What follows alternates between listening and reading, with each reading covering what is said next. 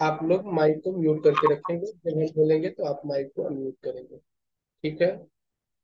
चलिए, तो आज के सत्र में आप सबका स्वागत है। आइए दोनों हाथों को जोड़कर और प्रार्थना करेंगे, गायत्री मंत्र का उच्चारण करेंगे। गायत्री मंत्र का उच्चारण जो आप कर रहे हैं, ये गायत्री मंत्र आपको याद होना चाहिए। ठीक है बच्चों, चलिए दोनों हाथों को जोड़ लीजिए। ओम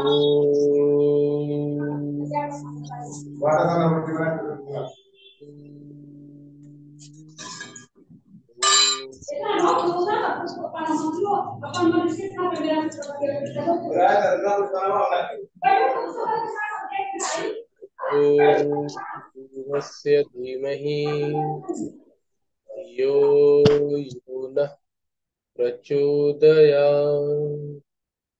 ओम शांति शांति शांति। आप सभी को गायत्री मंत्र याद होना चाहिए। ठीक है, तो चलिए आज, कल हमने जो आपको गीता का श्लोक आपको याद करने के लिए दिया था, तो सर आप में से आपकी आज कौन वॉइस सुनाएगा? बंद है। कौन सुनाया है उनको नहीं सुनाना है। आज कौन सुनाएंगे?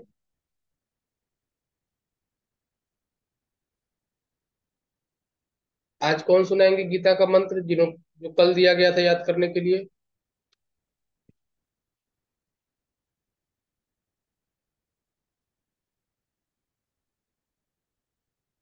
जो सुनाएंगे अनम्यूट करके बताइए आप। अर्पित उपाध्याय जी सुनाएंगे। आयुष जी,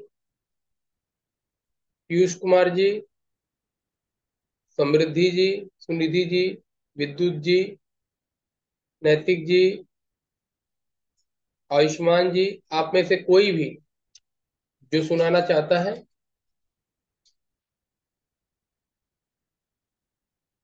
जिन्होंने याद कर लिया है वो हाथ ऊपर करें। चलिए आयुष पांडे जी, आप सुनाइए। अपना कैमरा और माइक ऑन करिए।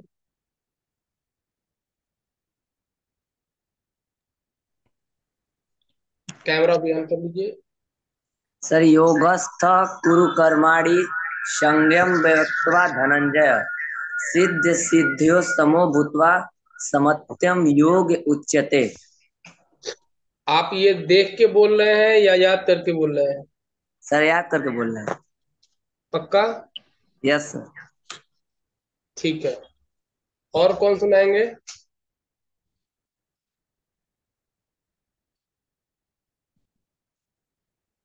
और कौन सुनाएंगे? सर आपकी वॉइस नहीं आ रही है। आप में से और कौन सुनाएंगे? गीता का जो कल श्लोक दिया गया था आपको याद करने के लिए, आप में से कौन सुनाएंगे? हाँ। वेंकटेश जी आप सुनाएंगे? चलिए एक मिनट। योगस्थ कुरु कर्माणि संगम तत्वा उच्यते सिद्ध असिद्ध समभूत्वा समत्वा योग उच्यते। फिर से पढ़िए एक बार।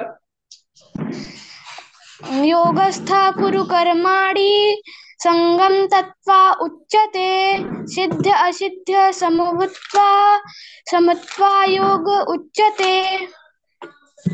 चलिए आपने प्रयास अच्छा किया है। आप एक बार हम्म, फिर से दोहराएंगे। आपकी स्क्रीन पे जो चल रहा है ना, इसको देख के आपको पढ़ना है। आपकी स्क्रीन पे चल रहा है, दिख रहा है आपकी स्क्रीन पे? हाँ। अब देख के पढ़िए।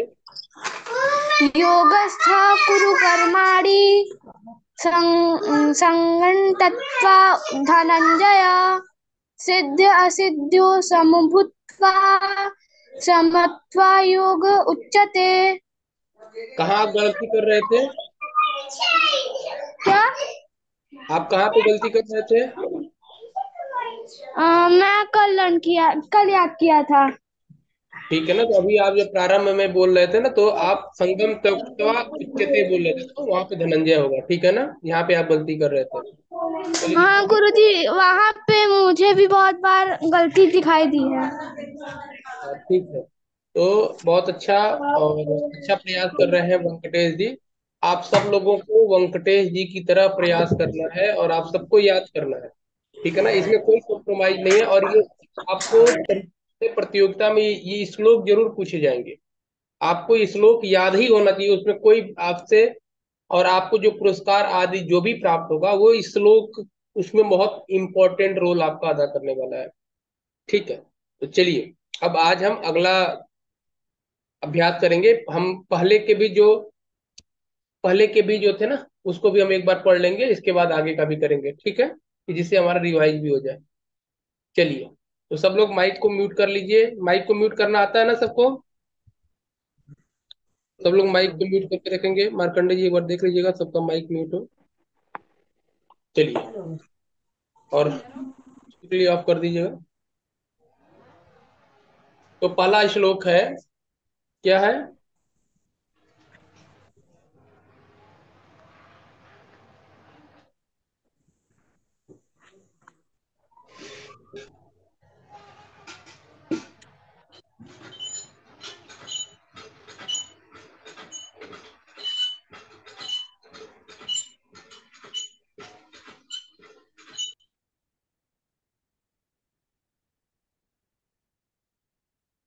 तो पहला श्लोक है, स्क्रीन शेयर कर देते हैं। दिख रहा है स्क्रीन? नहीं दिख रहा होगा।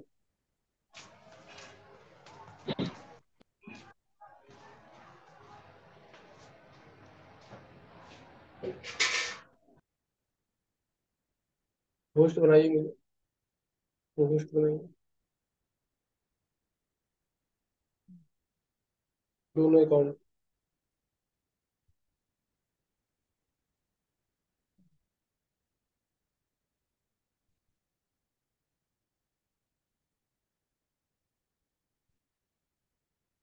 तो अभी हम पहला अभ्यास आज करेंगे।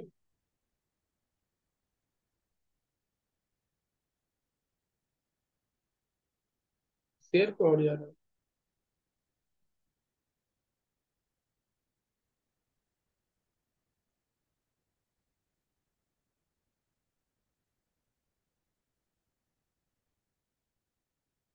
चलिए, तो पहला जो हमने श्लोक आपको याद कराया था, फिर से अभ्यास करेंगे। धर्म क्षेत्रे कुरुक्षेत्रे समवेतायुत्सव माम का पांडवाश्चैव किम कुरुवत संजय। धर्म क्षेत्रे कुरुक्षेत्रे, आइए सब लोग हमारे साथ रिपीट करेंगे। माइक सब लोग ऑफ करके रखेंगे, लेकिन जब मैं बोलूंगा तो आप जहां भी है ना, रिपीट करना है। आपको जैसे हम अभ्यास बता रहे हैं, अगर आप ऐसे ही अभ्यास करेंगे तो आपको याद होगा। और आपको यहाँ पे भी याद करना है, यहाँ पे प्रयास करना है, इसके बाद रात में प्रयास करना है, मॉर्निंग में प्रयास करना है। जब आप प्रयास करेंगे, बार बार मंत्र का उच्चारण करेंगे, तो आपको ये याद होगा। तो धर्म क्षेत्रे, सब लोग बोलिए, एवरीवन। धर्म क्षेत्रे कुरुक्षेत्रे समवेता युयुत्सव। धर्म क्षेत्रे कुरुक्षेत्रे समवेता युयुत्सव मामकाः पांडवाश्चैव किम कुर्वत संजय। मामका पांडवाश्चैव किम कुर्वत संजय। Repeat again. धर्म क्षेत्रे कुरुक्षेत्रे समवेता युयुत्सव मामका पांडवाश्चैव किम कुर्वत संजय। ये आपको श्लोक याद रखना है। ये गीता का, श्रीमद् भागवत गीता का प्रथम श्लोक है। धर्म क्षेत्रे कुरुक्षेत्रे समवेता युत्सव माम का पांडवाश्चैव किम कुर्वत संजय। इसको धीरे धीरे कैसे आप याद करेंगे? धर्म क्षेत्रे, बोलिए, धर्म क्षेत्रे कुरुक्षेत्रे समवेता युयुत्सव माम का पांडवाश्चैव, पांडवाश्चैव, पांडवाश्चैव, पांडवाश्चैव, पांडवाश्चैव किम कुर्वत, किम कुर्वत, किम कुर्वत। आपका स्पष्टीकरण होना चाहिए। कैसे बोलेंगे? किम कुर्वत, किम कुर्वत संजय। तो चलिए साथ में बोलेंगे, आप पढ़ते रहिए। धर्म क्षेत्रे कुरुक्षेत्रे संवेतायुत्सवः मामका पांडवाश्चैव किम कुरुवत संजय। तो धर्म क्षेत्री कुरुक्षेत्रे संवेतायुत्सव मामका पांडवाश्चैव किम कुरुवत संजय। इसको दिमाग में एकदम बैठा लीजिए। आंख बंद करके भी आप बोल सके धर्म क्षेत्रे कुरुक्षेत्रे संवेतायुत्सव मामका पांडवाश्चैव किम कुरुवत संजय। ये आपका पहला श्लोक। दूसरा, योगस्थ कुरु कर्माणि संगम त्यक्त्वा धनंजय सिद्ध सिद्ध्यो समो भूत्वा समत्वम योग उच्यते। योगस्थ क्या है? योगस्थ कुरु, रिपीट करेंगे साथ में, कुरु कर्माणि, योगस्थ कुरु कर्माणि संगम, संगम त्यक्त्वा धनंजय, संगम त्यक्त्वा धनंजय, संगम त्यक्त्वा धनंजय सिद्ध सिद्ध्यो समो भूत्वा, सिद्ध सिद्ध्यो समो भूत्वा समत्वम योग उच्यते, समत्वम योग उच्यते।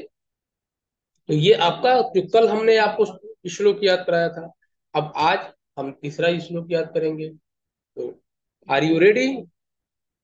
चलिए।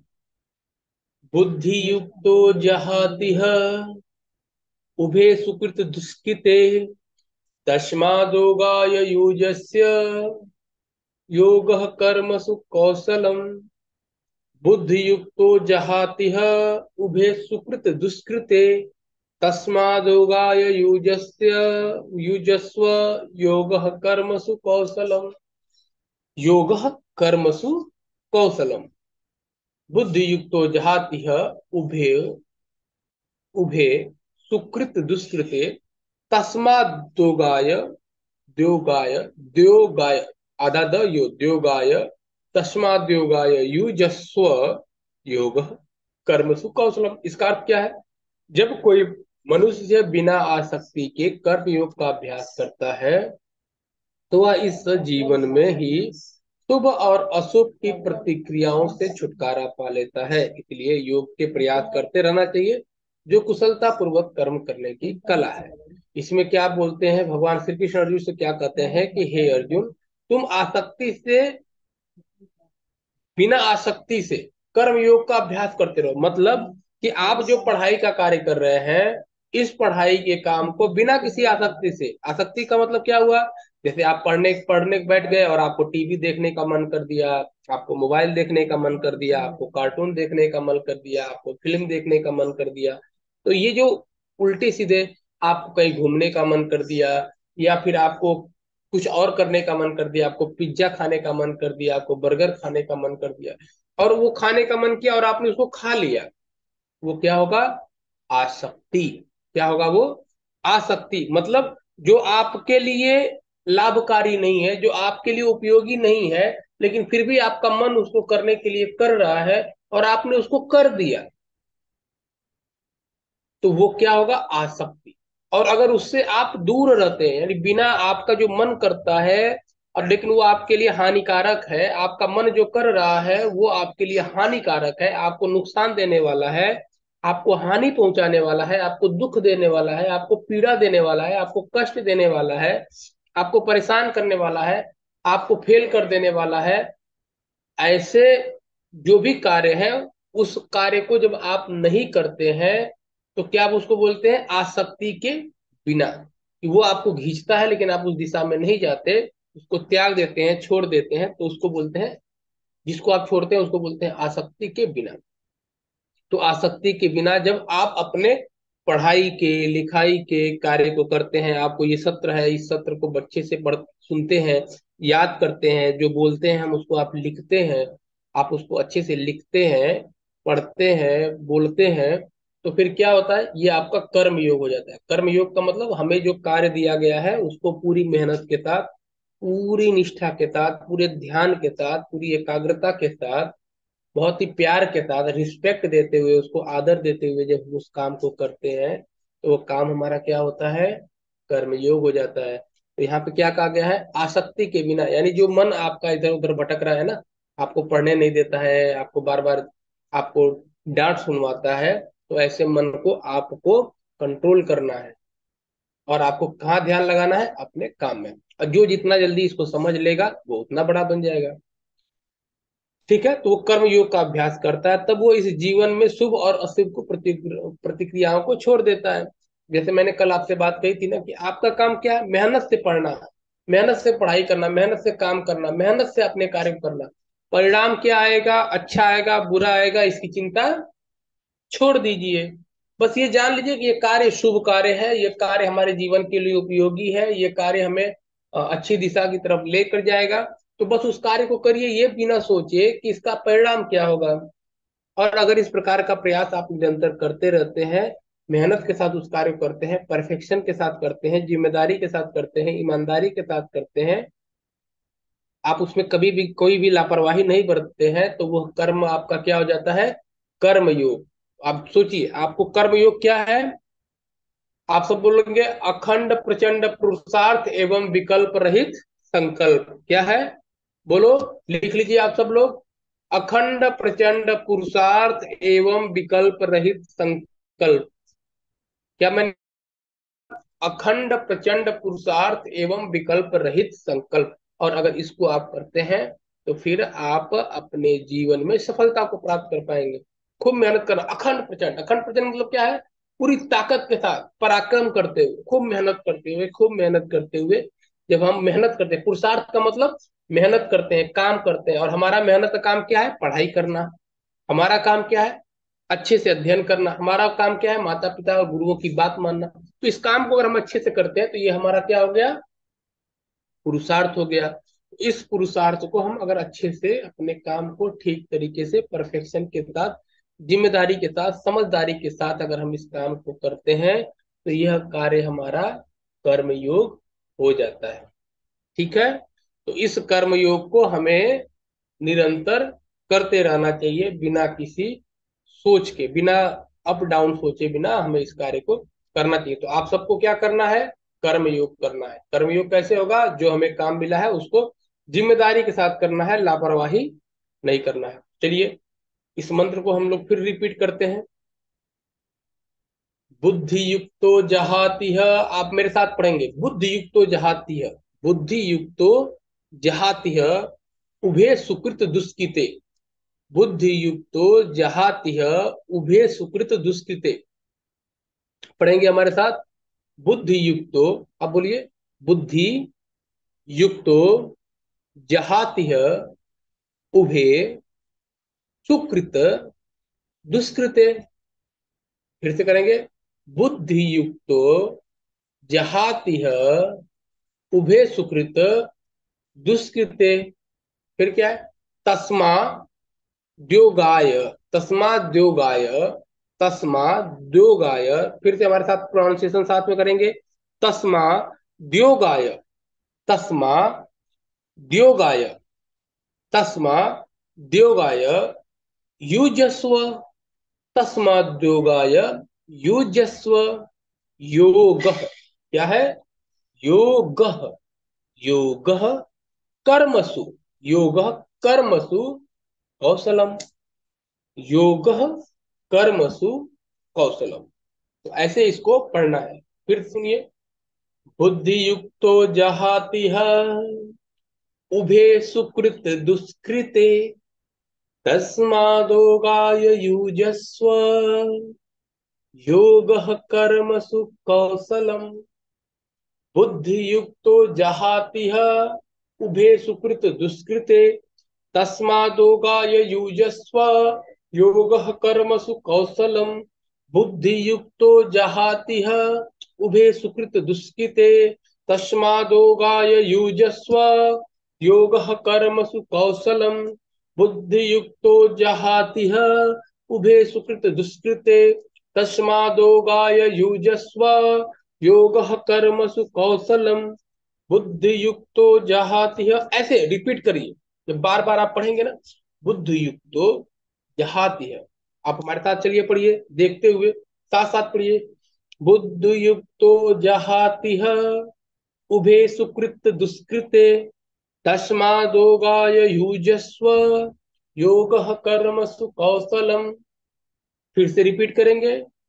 अब जिसने नहीं पढ़ा है वो भी पढ़ेंगे, सब लोगों को बोलना है ना, कोई लापरवाही नहीं। अगर आपने यहाँ पे चोरी कर दी ना, यही कर्म योग, कर्म की कुशलता नहीं मानी जाएगी। फिर क्या करेंगे, आसक्ति में लापरवाही में कर लेंगे, सोचेंगे आज करे तो काल कर, काल करे तो परसों, अभी तो जल्दी क्या है भैया, जीना है अभी परसों। ऐसा नहीं करना। क्या करना है, अभी करना है, अभी याद करें। और हम तो बहुत अच्छे बच्चे हैं, हमने इस प्रतियोगिता में भाग लिया है, तो हमें तो याद करना ही चाहिए। ठीक है ना।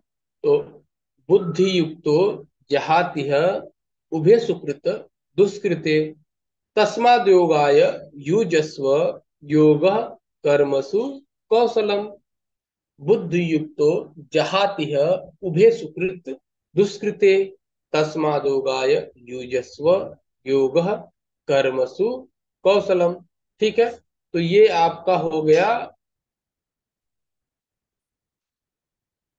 ये आपका हो गया आज का गीता का आपका श्लोक। अब ये आपको रखना है याद।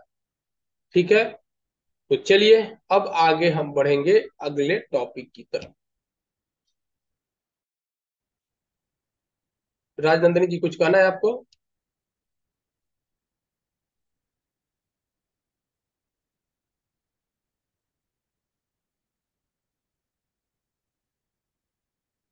हैंड रेज किया राजनंदिनी ने, कुछ कहना है?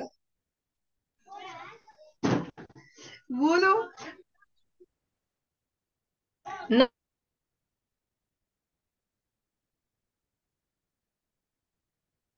कुछ कहना है राजनंदिनी? म्यूट कर लो। चलिए अभी अब आगे हम बढ़ेंगे। और आज के हम प्रतिदिन आपको कुछ न कुछ जो नई नई बातें आपके सामने रखते हैं आपके सीखने के लिए। तो आज तीसरा श्लोक हमने आपको याद करा दिया है। ठीक है। और आप सब इस सेशन को देखने के बाद 1 घंटा दोबारा यूट्यूब पे इसको जरूर देखिएगा। और यूट्यूब पे देखने के बाद ऐसे नहीं भगा भगा के देखना, 1 घंटा पूरा देखिए। क्यों देखना जरूरी है?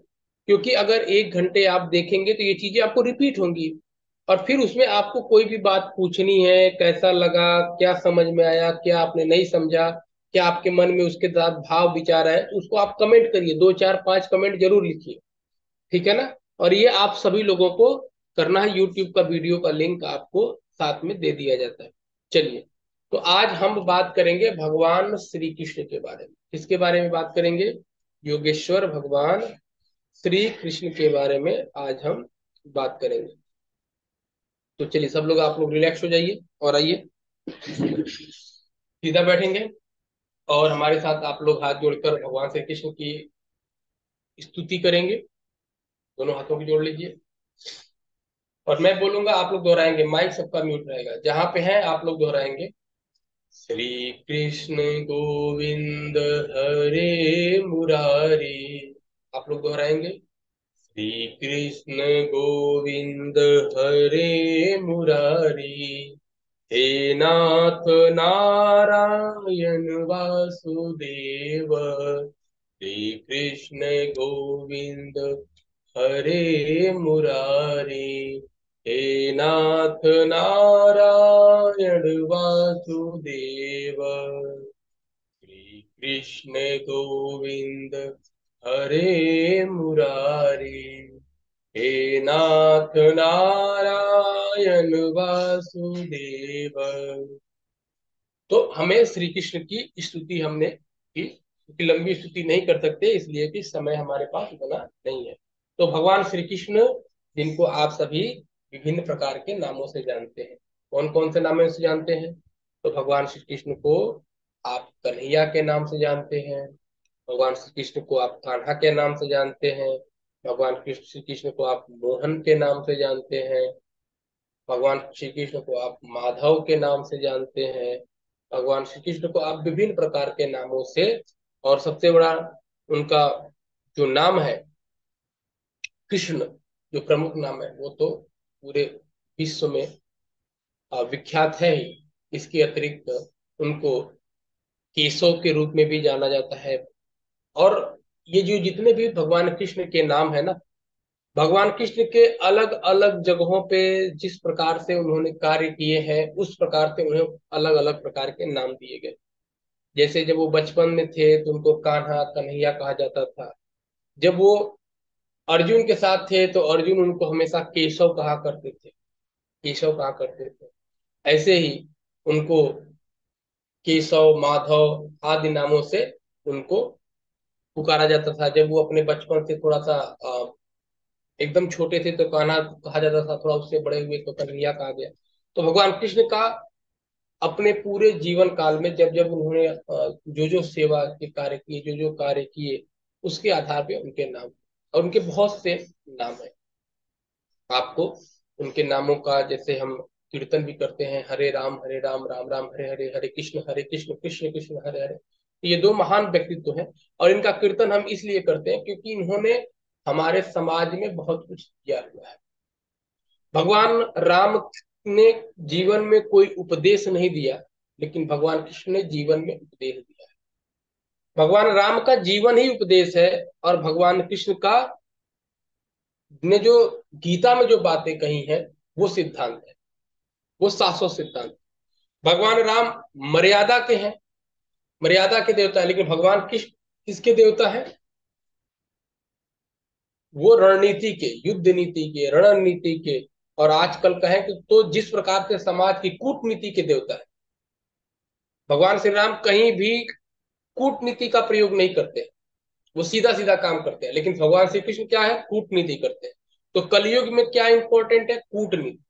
क्योंकि अगर कूटनीति से साथ हम अगर कोई कार्य नहीं करते हैं तो फिर क्या है कि आज के समय में फिर वो व्यक्ति परास्त हो जाता है, फिर वो व्यक्ति हार जाता है। इसे भगवान श्री कृष्ण के जीवन को हम प्रारंभ से समझेंगे कि भगवान श्री कृष्ण का जीवन, उनको योगी क्यों कहा जाता है, योगेश्वर कृष्ण क्यों कहा जाता है। भगवान कृष्ण के जीवन को आप सब लोग जानते हैं, लेकिन संक्षेप में मोटे मोटे जो उनका जीवन का जो महत्व है उसको समझिए कि भगवान श्री कृष्ण का जन्म से लेके और उनके अंतिम समय तक कभी भी अनुकूल परिस्थितियां नहीं रही। कभी भी जीवन में उन्होंने कोई सीधा काम नहीं किया। जैसे भगवान कृष्ण का जन्म कहाँ हुआ था? भगवान राम का जन्म कहाँ हुआ था? राजमहल में। लेकिन भगवान कृष्ण का जन्म कहाँ हुआ? कारागार में। कारागार में होने के बाद, कारागार में ऐसा नहीं है कि जन्म हो गया, इसके बाद उनके जन्म से पहले ही उनको मामा उनको मारने की पूरी तैयारी करके रखा था। तो वासुदेव कृष्ण को, भगवान कृष्ण को यमुना जी को पार करके लेके जाते हैं। तो यमुना जी को पार करके लेके जाते हैं तो क्या स्थिति यमुना जी में है? तो यमुना जी में भी बारिश भयंकर उस दिन हो रही है, बारिश का मौसम है और यमुना जी भी खूब उफान पे है।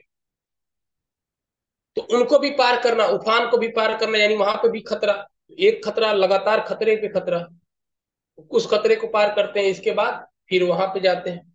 और वहां पे जाने के बाद आपने देखा होगा कि विभिन्न राक्षसों का उन्होंने बचपन से ही, पहले दूसरे दिन से ही उनके पीछे राक्षस लग गए, असुर लग गए, और उन्होंने विभिन्न प्रकार के असुरों का उन्होंने वध किया।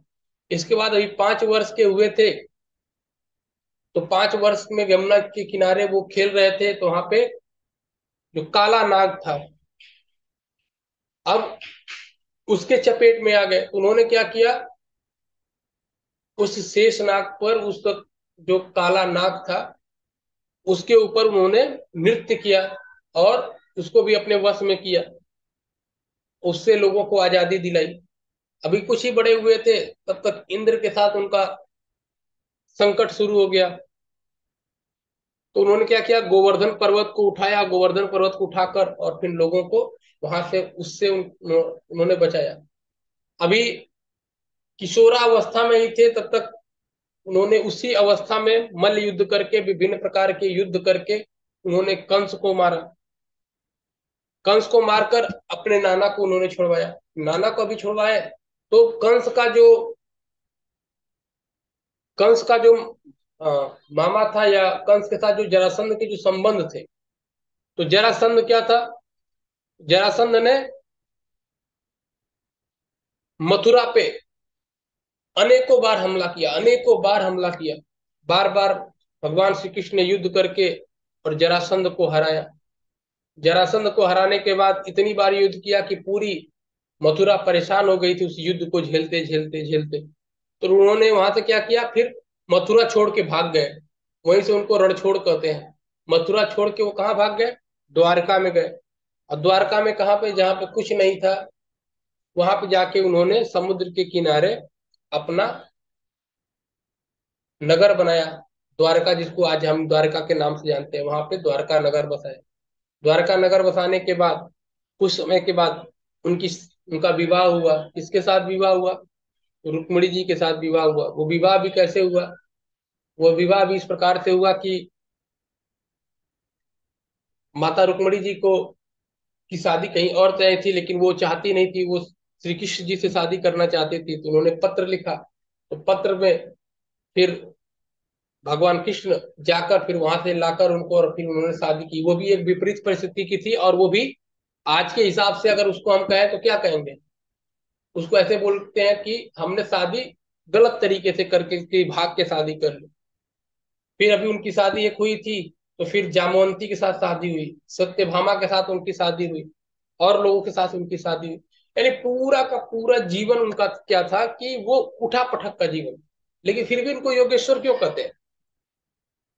और इतना ही अभी ये सब चल रहा था, इसके बाद से महाभारत का युद्ध प्रारंभ हुआ। महाभारत में पांडवों की तरफ से वो सारथी बने। और सारथी भी कैसे बने, सारथी भी, अब आप ये सोचिए कि एक ऐसा व्यक्ति जो कि राजा हो, बहुत बड़ा सम्राट हो। ऐसे समझ लीजिए कि कोई व्यक्ति मुख्यमंत्री हो, मुख्यमंत्री कोई व्यक्ति हो, बहुत उत्तर प्रदेश का कोई मुख्यमंत्री हो, और उसको उत्तराखंड का या कोई दूसरे मध्य प्रदेश के राज्य का या दिल्ली का जो मुख्यमंत्री है, वो कहे कि आओ तुम मेरा ड्राइवर बन जाओ, तो बनेगा कोई, ड्राइवर बनेगा कोई। लेकिन भगवान कृष्ण ने क्या किया, ड्राइवर बनना स्वीकार किया, सारथी बनना स्वीकार किया। और आज का ड्राइवर नहीं कि आप गाड़ी चलाएंगे और चल जाएगा, सारथी का उस समय बड़ी भूमिका होती। अब युद्ध चल रहा है, भयानक युद्ध चल रहा है, दो चारों तरफ शोर शराबा हो रहा है।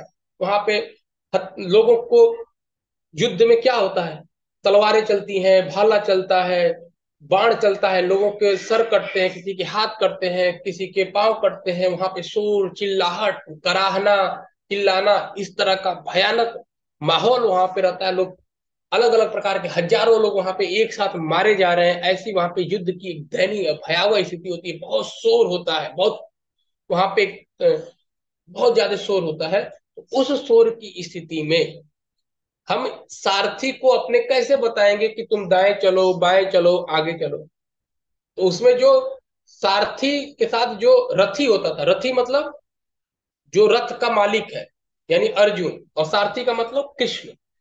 तो रथी सारथी के पीठ पर वार करता था, लात से, पैर से वार करता था, लात मारता था। अगर दाएं तरफ मुड़ना है तो दाहिने पीठ पे मारता था, बाएं तरफ मुड़ना है तो बाएं पीठ पे मारता था, सामने चलना है तो पीठ पे मारता था। ऐसे सिंबल के द्वारा उसको संकेत किया जाता था कि पैर से मार के संकेत किया जाता था कि अभी ऐसा करना है। अब सोचिए कि इतना बड़ा ज्ञानी व्यक्ति जिसे भगवान हम लोग बोल रहे हैं, इतना पावरफुल पर्सन, जो इतना बड़ा राजा है, जिसने पूरी इस व्यूह रचना की है, वो सारथी बना हुआ है। और सारथी ही नहीं बना हुआ है, पूरे महाभारत के युद्ध में उसको अर्जुन ने हजारों लात मारे, फिर भी उन्होंने सहा। ये सब कैसे हुआ, भगवान श्री कृष्ण को इसीलिए योगेश्वर कहते हैं। योगेश्वर का मतलब क्या है कि भाई हमें कोई मान मिले तो भी, अपमान मिले तो भी, हमारे ऊपर चाहे कितना भी संकट मिल हो जाए तब भी, चाहे कितनी भी खुशी हो जाए तब भी, जो व्यक्ति हमेशा मुस्कुराता रहे, हमेशा प्रसन्न रहे, हमेशा मस्त रहे, आनंद में रहे, वो क्या है, वो कृष्ण है। जो हमेशा, सिर्फ ये इंपॉर्टेंट नहीं है कि भगवान कृष्ण ने एक फार्मूला बनाया कि अच्छा कार्य करना जरूरी है, जरूरी नहीं है कि वो अच्छे तरीके से किया जाए। भगवान श्री राम का फार्मूला क्या है, उन्होंने क्या सिद्धांत दिया कि हमें सिद्धांतों को, अच्छे कार्यों को पूर्ण करने के लिए उचित मार्ग का प्रयोग करना चाहिए, उचित तरीके से हमें कार्य करना चाहिए। भगवान श्री कृष्ण कहते हैं कि हमें अच्छे कार्य को करने के लिए आवश्यक नहीं है कि उचित मार्ग का प्रयोग करें। अब हम सबके मन में होगा कि अच्छा, इसका मतलब कि हमें हाई स्कूल में हमें टॉप करना है, तो फिर तो हम गलत तरीके से भी कर सकते हैं, क्योंकि हमारा तो उद्देश्य अच्छा है, पास होना। नहीं, ऐसा नहीं। इसमें एक संदेश छुपा हुआ है। संदेश क्या है? तो भगवान कृष्ण ने जहां भी कूटनीति का प्रयोग किया है, तो उन लोगों के साथ किया है जो गलत हो, जो अपराधी हो, जो चोर हो, जो भ्रष्टाचारी हो। तो गलत लोगों को गलत तरीके से मारने में कोई दिक्कत नहीं है, उनका वध करने में कोई दिक्कत नहीं। साधुओं के साथ नीति पूर्वक, जहां न्यायप्रिय लोग बैठे हों, जहां पे अच्छे लोग बैठे हों, वहां लोगों के बीच में हमें राम के तरह कार्य करना चाहिए। और जहां पे गलत तरीके के लोग बैठे हों, जैसे पाकिस्तान और चाइना की तरह के लोग हों, तो उनके साथ राम का बर्ताव करेंगे तो काम गड़बड़ हो जाएगा। वहां पे क्या चाहिए? कृष्ण का हमें रूप धारण करना चाहिए। तो हमें राम के चरित्र को अपने सामान्य जीवन में रखना है, लेकिन जब कहीं ऐसी परिस्थिति हो जहां पे राक्षस हमारे सामने हो, तो राक्षसों से युद्ध करने के लिए, राक्षसों से लड़ने के लिए हमें भगवान कृष्ण की कूटनीति पे जाना पड़ेगा। लेकिन एक बात हमेशा ध्यान रखना है कि आप भगवान कृष्ण सुख में रहे तब भी, दुख में रहे तब भी, वो राजमहल में रहे तब भी, वो जंगल में रहे तब भी, वो मुकुट पहन के रहे तब भी, वो किसी भी स्थिति में रहे तब भी, वो हमेशा प्रसन्न रहे। भाई, जिनका रिचार्ज खत्म हो गया, यूट्यूब पे आप देख लीजिए, यूट्यूब से आपको दिखेगा वहां।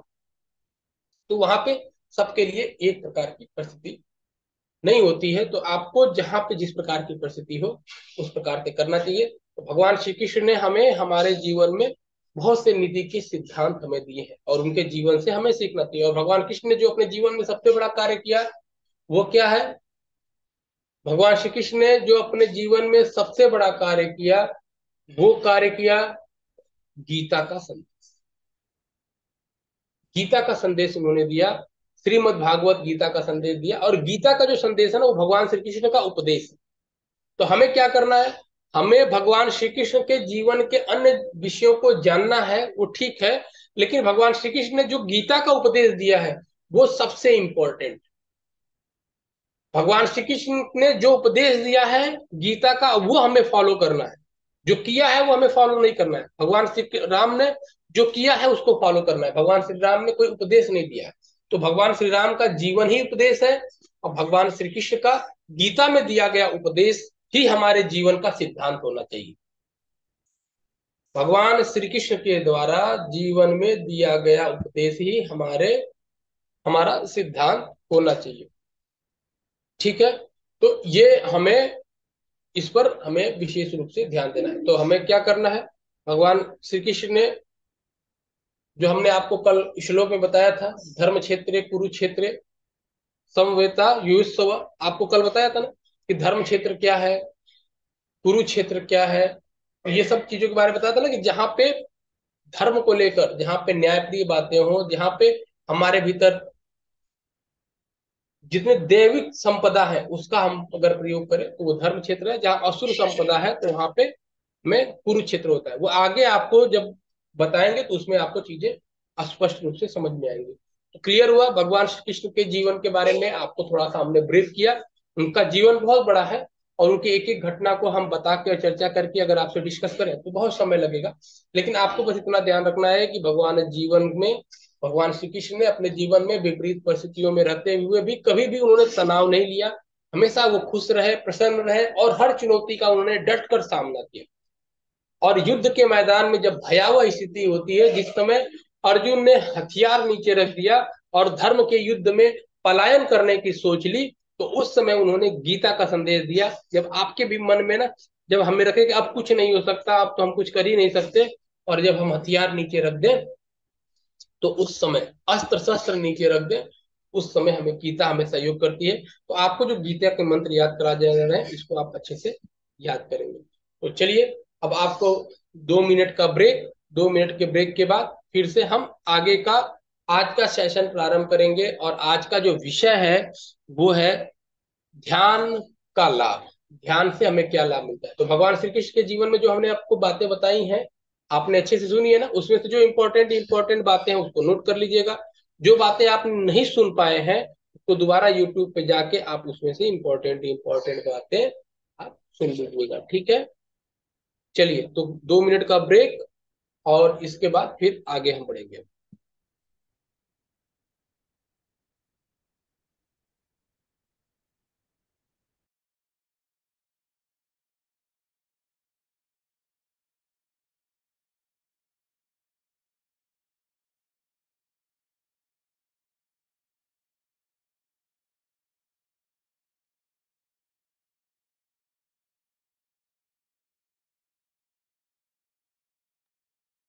किसी का कोई प्रश्न होगा तो कमेंट बॉक्स में लिख के भेजेंगे ना।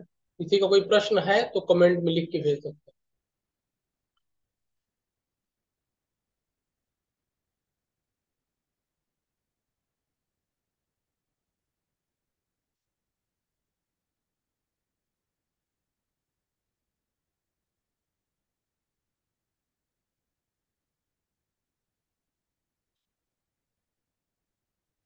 इनका कोई डाउट है कमेंट करके बता देंगे। अश्मित उपाध्याय जी, आपका जो डाउट है आप कमेंट करिए, क्या है प्रॉब्लम, क्या डाउट है आपको।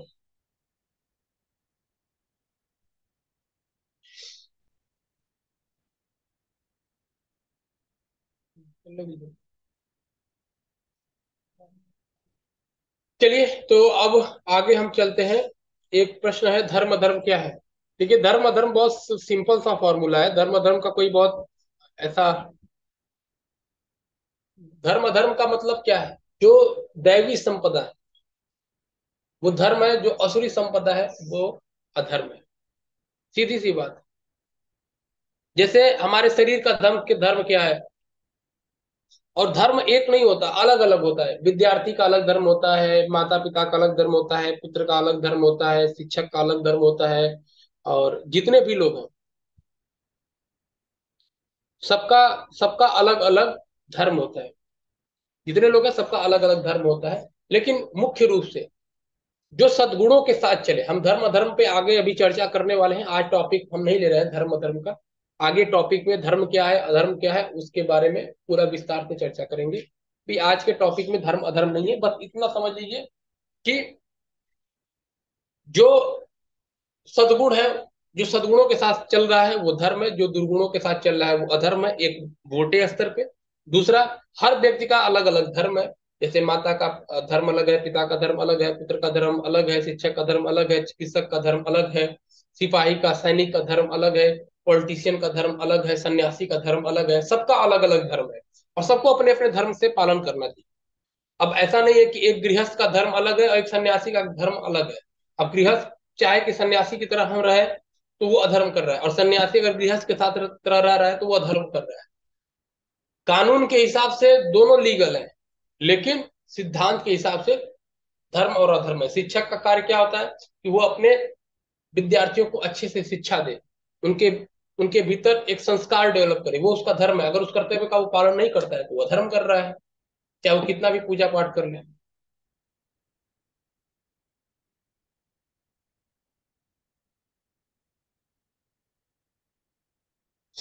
ठीक है, बाद में उसके बारे में बता देंगे योग का। अभी चलते हैं ध्यान। ध्यान से क्या लाभ, तो आप सब लोग नोट करिएगा ध्यान से लाभ।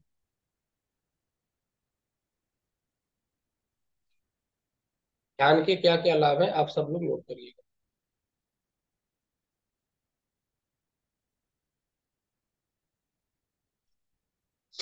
देखिए, सबसे पहले चीज तो ध्यान को आप समझिए, ध्यान है क्या। ध्यान के एक बड़े स्वरूप को हम सबको समझना जरूरी है। क्या ध्यान है,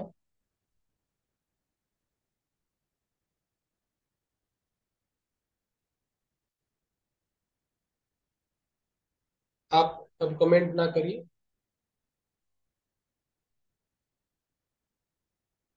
देखिए, ध्यान के क्या लाभ है। सबसे पहले क्या है, ध्यान का अर्थ क्या होता है, तो ध्यान को समझिए। हमारे घर में परिवार में सब लोग बोलते हैं ना कि बेटा ध्यान से काम करो, ध्यान पूर्वक पढ़ाई करो, ध्यान पूर्वक करो। तो ये ध्यान है क्या, और इस ध्यान का हमारे ऊपर प्रभाव क्या पड़ता है। देखिए, दो प्रकार के ध्यान होते हैं। एक तो जो हम अपने जीवन में किसी भी कार्य को बहुत ही अच्छे से एकाग्रता से सामान्य जीवन में करते हैं उसे भी ध्यान कहते हैं। और दूसरा, जो हम योग प्राणायाम करते हैं उसमें ध्यान करते हैं। तो आइए सब लोग एक बार आंखों को बंद कर लेंगे, लंबी गहरी श्वास को भर लेंगे।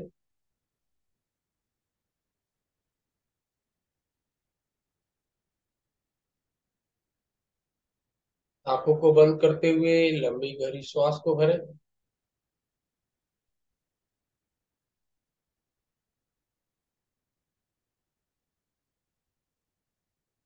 आपको 10 गिनती में श्वास लेना है और 10 गिनती में श्वास छोड़ना है। चलिए श्वास लीजिए 10 गिनती में।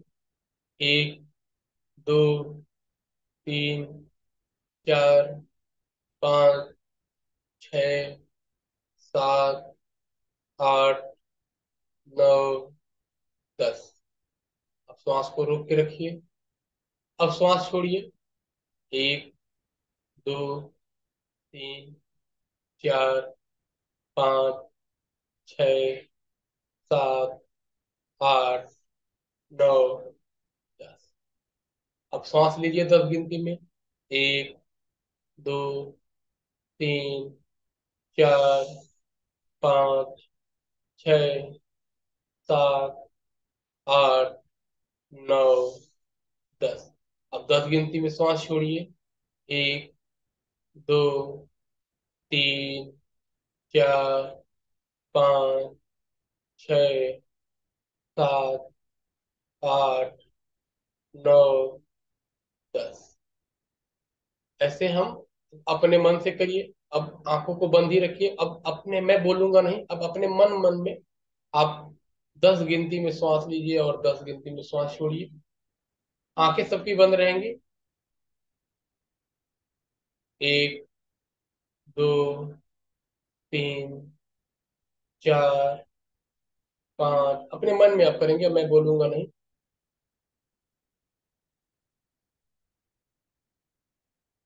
आपको 10 गिनती में श्वास छोड़ना है और गिन काउंट करना है ना, अपने मन में आपको काउंट करते रहना है।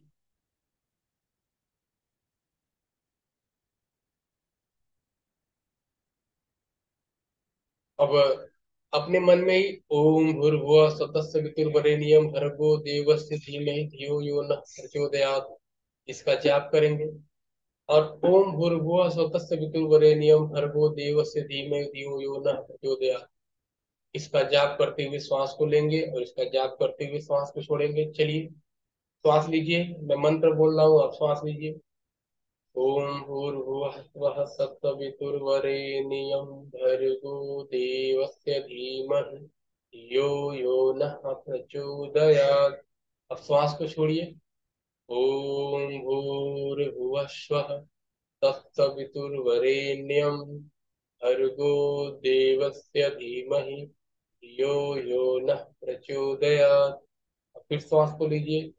ओम भूर्भुवः स्वः तत्सवितुर्वरेण्यं भर्गो देवस्य धीमहि धियो यो नः प्रचोदयात्। सबकी आंख बंद रहनी चाहिए, किसी की आंख खुली नहीं रहनी चाहिए। फिर श्वास छोड़िए। ओम भूर्भुवः स्वः तत्सवितुर्वरेण्यं भर्गो देवस्य धीमहि धियो यो नः प्रचोदयात्। श्वास को फिर लीजिए, आंखें बंद ही रहेंगी।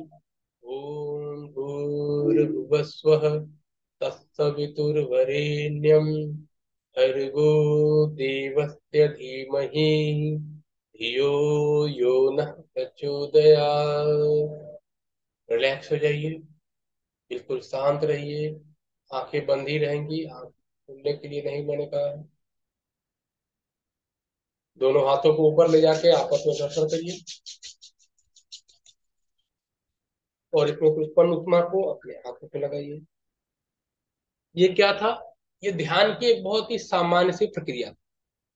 अब आपने इसमें क्या अनुभव किया, जिसने किया होगा उसको अनुभव होगा, ठीक है ना। जैसे हम बोलते हैं ना, उसको आपको फॉलो करना होगा, क्योंकि जब आप फॉलो करते हैं ना तब आपको अनुभूति होगी। वैसे सुनने से कम समझ में आएगा, करेंगे तो ज्यादा समझ में आएगा। तो जिन्होंने ध्यान लगाया, जिन्होंने मंत्रों के साथ श्वास को लिया छोड़ा, आपको उस समय कोई और विचार आपको आया, आपका ध्यान भटका, किसी का भटका ध्यान? चलिए, किसका किसका ध्यान भटका बताइए, हाथ उठाइए, जिसका ध्यान भटका वो हाथ उठाइए। चलिए, जिसका ध्यान नहीं भटका वो हाथ उठाए। इस बीच में जिसका जिसका ध्यान नहीं भटका वो हाथ उठाइए। ठीक है, आपका ध्यान नहीं भटका। ठीक है, जिनका ध्यान नहीं भटका वो हाथ उठाए, अच्छी बात है। अब जिनका ध्यान भटका वो क्यों भटका? क्योंकि उन्होंने बीच में आंख खोली, उन्होंने नियम का पालन नहीं किया, उन्होंने नियमों को अनदेखा किया। वो अ, अगर वो नियम से पालन करें, आंखों को बंद, सिर्फ आप आंख को बंद रखिए और इसके बाद जैसे जैसे यहाँ से बताया जाता है उसको ऐसे ऐसे फॉलो करते जाइए। आगे चल के हम आपको 5-5 मिनट का, 10-10 मिनट का ध्यान कराएंगे। तो इस ध्यान करने से क्या होगा कि आपका चित्त, आपका मन ना एक जगह स्थिर होगा। अब बच्चे क्या होता है कि आप जब स्कूल में पढ़ाई करते हैं तो, या टीचर पढ़ा रहे होते हैं तो आप में से कितने ऐसे लोग हैं कि आपका दिमाग भटक जाता है और कहीं दूसरी जगह चला जाता है? हाथ उठाइए। हमारा तो भटक जाता है। आप में से कौन है जिनका भटक जाता है? हाथ उठाइए। और किसका भटकता है? ऑलमोस्ट सबका भटकता है ना। क्यों भटकता है? क्योंकि हमारा ध्यान का अभ्यास नहीं होता है। जैसे जो लोग अच्छे से योग करते हैं, रेगुलर योग करते हैं, प्रैक्टिस करते हैं, तो वो अपने एक पैर पे बैलेंस कर लेते हैं। लेकिन जो नहीं कर पाते हैं, जिनका अभ्यास नहीं है, वो बैलेंस नहीं कर पाते। तो जो ध्यान का अभ्यास करेगा उसका पढ़ाई के समय ध्यान नहीं भटकेगा, जो बताया जाएगा वो जल्दी समझ में आएगा। तो ध्यान से क्या होता है कि हमारा मन, हमारा चित्र एकाग्र होता है, एक जगह होता है। ठीक है। और मन को, चित्त को एक जगह लगा के रखना, एक कार्य में लगा के रखना, पल भर के लिए भी ना। जो हमारा कार्य है, जो हमारा उद्देश्य है, जो हमारा लक्ष्य है, जो हमारी जिम्मेदारी है, जिस देश के लिए हम तप कर रहे हैं, पुरुषार्थ कर रहे हैं, चाहे वो खेल के क्षेत्र में हो, चाहे वो योग के क्षेत्र में हो, चाहे वो किसी भी क्षेत्र में हो, हम पढ़ाई कर रहे हैं, कुछ भी कर रहे हैं, तो ऐसी स्थिति में हमारा ध्यान एकाग्र रहे, एक चित्त रहे, उसके लिए क्या करना होगा? बार बार उसके लिए प्रयत्न करना पड़ेगा, प्रयास करना पड़ेगा कि एक क्षण के लिए भी ना हमारे मन में विक्षेप ना हो। विक्षेप का मतलब क्या होता है? टूट जाना, अलग हो जाना। विक्षेप नहीं होना चाहिए। ठीक है ना। मन में एक क्षण के लिए भी कोई दूसरा विचार नहीं आना चाहिए। उसको बोलते हैं ध्यान। जैसे आपको मान लीजिए घर पे किसी ने कहा कि एक काम करना, कि ये दूध बाहर रखा हुआ है, गाय बाहर है, और ध्यान रखना कि बछड़ा खोल के पी न जाए। ठीक है। और आप क्या था कि बछड़ा उधर घूम रहा था, और आपका ध्यान इधर उधर हुआ और गाय घूम के जाके और बछड़े को पिला पिला दी, और आप मोबाइल देख रहे हैं। और जब तक देख रहे हैं उधर गए, तब तक तो वो दूध खत्म। अब इसके बाद माता जी, पिताजी, दादी जी, दादा जो भी होंगे वो आएंगे और फिर आपको अच्छा प्रसाद वितरण करेंगे। कैसा प्रसाद मिलेगा आपको पता है ना? वो प्रसाद आपको वितरित करेंगे। तो आपको क्या करना है? जो आपको कार्य दिया गया उसमें एक क्षण के लिए विक्षेप नहीं होना चाहिए, ध्यान टूटना नहीं चाहिए। जैसे अभी हम आपको बता रहे हैं, तो आप में से कितने लोगों का ध्यान भटक रहा है? तो जिनका ध्यान भटका वो जीवन उनका गया, खत्म, खल्लास। फिर उनके जीवन में कुछ नहीं बचेगा। तो आपका ध्यान एकाग्र होना चाहिए। जो भी काम करना है वो परफेक्शन के साथ करना है, जिम्मेदारी के साथ करना है। और जो एक बड़ा व्यक्ति बनता है ना, जो एक आईएएस बनता है, आईपीएस बनता है, बड़ा आदमी बनता है ना, उसके ऐसा नहीं है कि आप में उसमें कुछ डिफरेंट है, कोई डिफरेंट नहीं है। आप भी सब इक्वल है। बस क्या है, वो ध्यान से करता है, वो जिम्मेदारी से करता है कार्य को, वो जिम्मेदारी से पढ़ता है, वो ध्यान से पढ़ता है, वो लापरवाही नहीं करता, वो कंटिन्यू उसमें रहता है। वो अपना जो मूल स्वरूप है ना, जो अपने को उसके अनुरूप ढाल रहता है, उसको कोई दिक्कत नहीं होती है। तो आपको क्या करना है? ध्यान का अपने जीवन में पालन करना पड़ता है। अब ध्यान से क्या होगा? ध्यान से आपका मन शांत चित्त होता है। ध्यान से आपका चित्त, चित्त का मतलब क्या होता है? मन एकदम शांत रहता है, उसमें फिर ना उल्टे सीधे विचार नहीं आएंगे, उल्टे सीधे ख्याल नहीं आएंगे, आप इधर उधर नहीं भटकेंगे। और जिसका मन जितना कम भटकेगा वही जीवन में आगे बढ़ेगा। जिसका मन भटकेगा वो जीवन भर इधर उधर भटकेगा। जिसका मन नहीं भटकेगा वो जीवन में कभी भी नहीं भटकेगा। तो मन को शांत रखिए। मन में क्षण भर के लिए न कोई क्रोध होना चाहिए, न कोई लोभ होना चाहिए, न कोई लालच होनी चाहिए, न कोई घृणा होनी चाहिए। किसी से कोई घृणा नहीं करना, कोई द्वेष नहीं करना, कोई लालच नहीं करना, सबके साथ प्रेम से रहना। ठीक है। और आपकी क्या होती है ना, एकाग्रता। ध्यान करने से ना एकाग्रता आपकी अच्छी होती है। ध्यान से आप रखेंगे करेंगे तो आपकी एकाग्रता बढ़ेगी। आप तो जो भी चीजें पढ़ेंगे वो जल्दी याद हो जाएगा। जैसे स्वामी विवेकानंद जी क्या करते थे, ध्यान किया करते थे। ध्यान करते थे तो क्या होता था, उनका दिमाग बहुत फास्ट था। वो जो चीज एक बार पढ़ लेते थे उनको याद आ जाता था। ध्यान से और आपको क्या लगेगा मिलेगा, आपकी अस्पष्टता रहेगी। आप ना, आप इसको नोट करते जाइए, ध्यान से क्या लाभ है, अस्पष्टता रहेगी, बेहतर अस्पष्टता रहेगी। बेहतर स्पष्टता से मतलब क्या है कि आपको जो चीजें आपके सामने दिख रही है ना, वो क्लियर होगा कि ये काम को करना है कि नहीं करना है। ये जो कार्य हमारे सामने है, इसका मतलब क्या है, इसका इसका स्वरूप क्या है, जो ये बातें बताई जा रही हैं इसका मतलब क्या है। कंफ्यूज नहीं रहेंगे, एकदम क्लियर कट रहेंगे। एक बार में आप डिसाइड कर पाएंगे, आपका डिसीजन मेकिंग पावर स्ट्रांग होगा। बहुत सारे लोग क्या होते हैं, वो तय नहीं कर पाते क्या करना क्या नहीं करना। लेकिन जो व्यक्ति ध्यान करता है वो अस्पष्ट होता है, ये करना है ये नहीं करना है। उसको पकड़ने और छोड़ने में पल भर की देर नहीं करता। ध्यान करता है ना, उनका कम्युनिकेशन स्किल बहुत अच्छा होता है। क्यों होता है, क्योंकि जो बढ़िया से सुनेगा, जो बढ़िया से पढ़ेगा, उसके पास अच्छा डेटा होगा, उसकी समझ अच्छी होगी। और जिसकी समझ अच्छी होगी वो अच्छे से कम्युनिकेट करेगा, अच्छे से संवाद करेगा। और जिसकी समझ ही नहीं अच्छी होगी, जो पढ़ेगा नहीं, जो सुनेगा नहीं, जिसका ध्यान ही नहीं रहेगा, तो वो भी बात ही नहीं कर पाएगा, वो संवाद नहीं कर पाएगा, वो दूसरे को कनेक्ट नहीं कर पाएगा। फिर वो हमेशा पीड़ा में रहेगा, दुख में रहेगा। तो क्या करना, ध्यान पूर्वक। ठीक है। और इससे क्या होता है ना, हमारे मस्तिष्क और शरीर का कायाकल्प हो जाता है, हमारा ब्रेन स्ट्रांग होता है, हमारी याददाश्त की क्षमता बढ़ जाती है, हमारी मेमोरी की क्षमता बढ़ जाती है, हमारा चिंतन मनन का स्तर बढ़ जाता है, हमारे मन बहुत ही सहज और शांत रहता है। ठीक है ना। और ध्यान करने से क्या होता है, हमारे ब्रेन की जो कोशिकाएं होती है ना, वो कोशिकाएं हमारी सक्रिय होती हैं, उनकी क्षमता बढ़ जाती है। उसमें हमें जो उसके न्यूरॉन्स होते हैं वो एक्टिव हो जाते हैं और बहुत तीव्रता से कार्य करते हैं।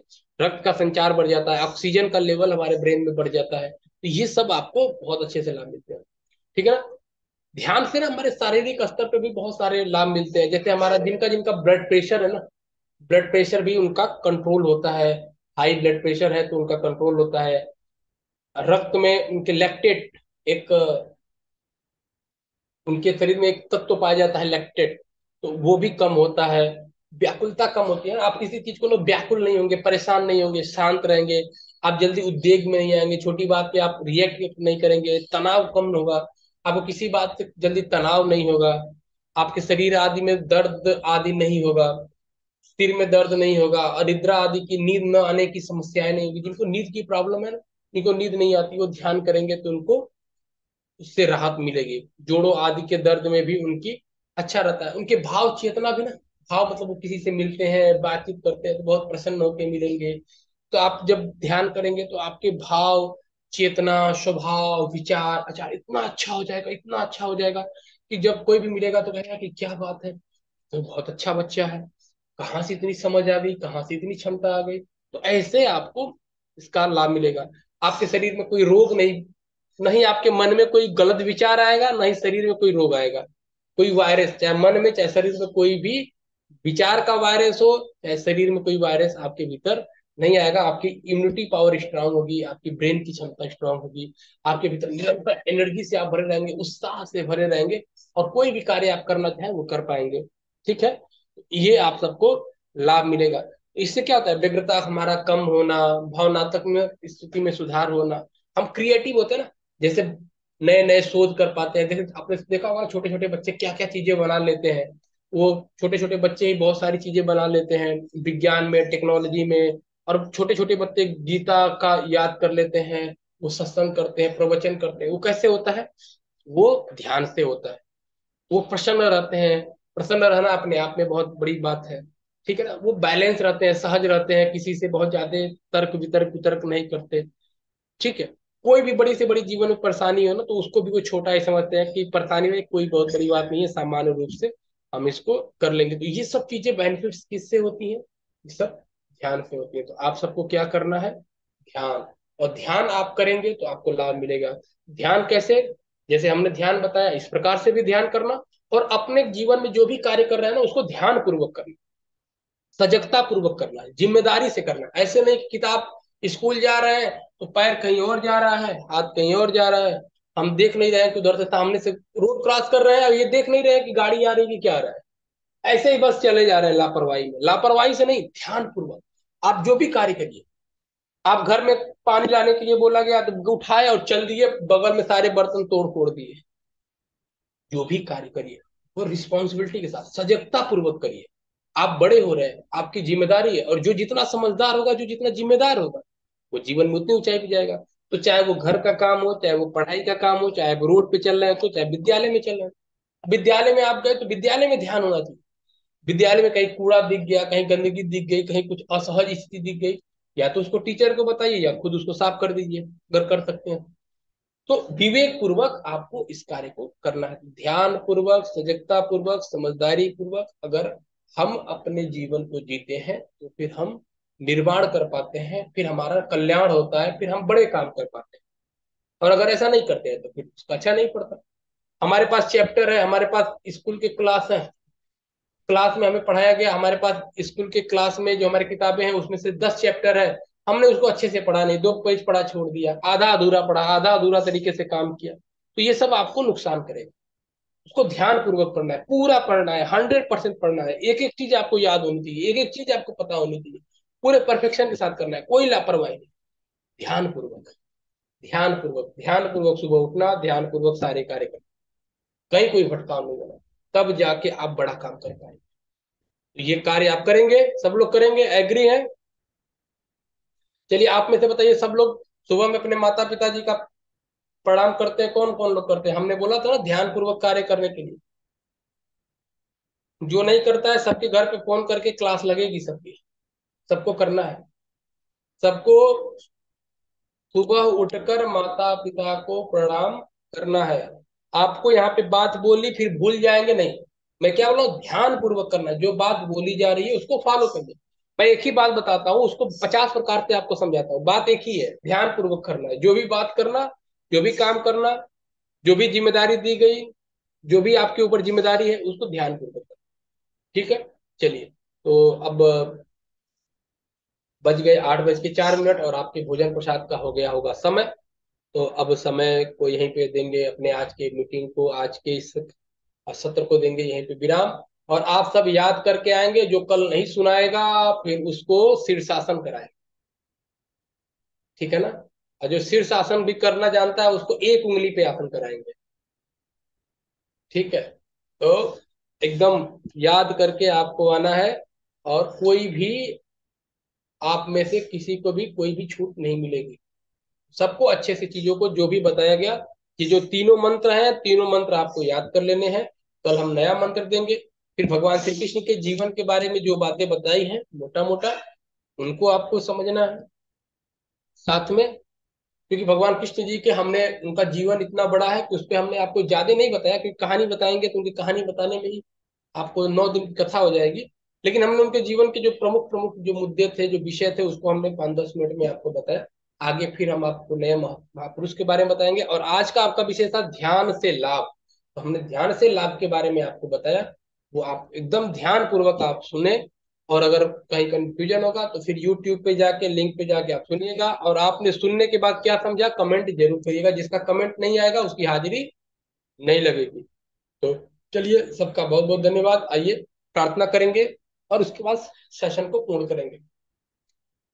चलिए मैं बोलूंगा, सब लोग हाथ जोड़िए, मैं बोलूंगा आप लोग दोहराएंगे। ओम सर्वे भवन्तु सुखिनः, ओम सर्वे भवन्तु सुखिनः, सर्वे सन्तु निरामयाः, सर्वे सन्तु निरामयाः, सर्वे भद्राणि पश्यन्तु, सर्वे भद्राणि पश्यन्तु, मा कश्चित् दुःखभाग् भवेत्, मा कश्चित् दुःखभाग् भवेत्। ओम शांति शांति शांति। तो सभी को ओम शुभ रात्रि। Meeting meeting meeting